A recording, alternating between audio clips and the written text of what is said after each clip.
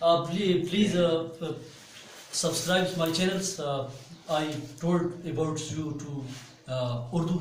Please you subscribe my channel.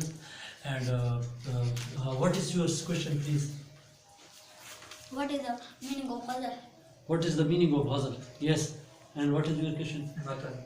مطلع کیسے کہتے ہیں اور آپ کا مقطع کیسے کہتے ہیں؟ مقطع کیسے کہتے ہیں؟ ٹھیک ہے، میں آپ کو بتاتا ہوں آج غزل کے بارے میں، تو اس پہ توجہ دیں. ٹھیک ہے، غزل جو ہے، غزل کے معنی ہے کسی دردناک ہرن کی چیخ کو ہم غزل کہتے ہیں. کسی دردناک ہرن کی چیخ کو ہم غزل کہتے ہیں. ٹھیک ہے نا، کسی دردناک ہرن کی چیخ کو ہم غزل کہتے ہیں.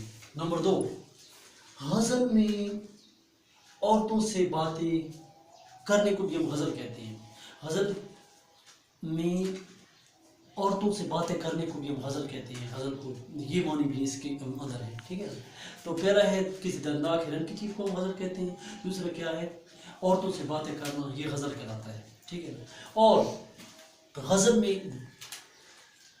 بہت سے مضامین بھی آپ پڑھ سکتے ہیں. جس طرح غزل میں آپ جدائی بھی لکھ سکتے ہیں، اخلاقیات بھی آتا ہے، درد غم بھی آتا ہے. ٹھیک ہے نا، اخلاقیات کے مضامین، درد و جدائی، ملن، غم، ان کے مضامین بھی ہم غزل میں باندھ سکتے ہیں.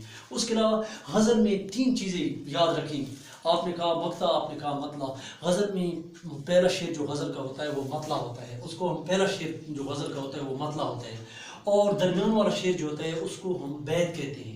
درمیان والا شعر جو ہوتا ہے نمبر 2، اس کو ہم بیت کہتے ہیں، اس کو ہم درمیان والا شعر کہتے ہیں. اور آخری شعر جو ہوتا ہے غزل کا وہ مقطع کہلاتا ہے. غزل کا آخری شعر جو ہوتا ہے وہ مقطع کہلاتا ہے.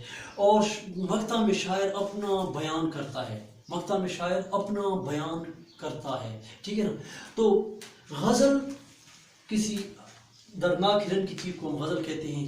The meaning of ghazal in English، غزل's meaning، it is the painful cry of the deer.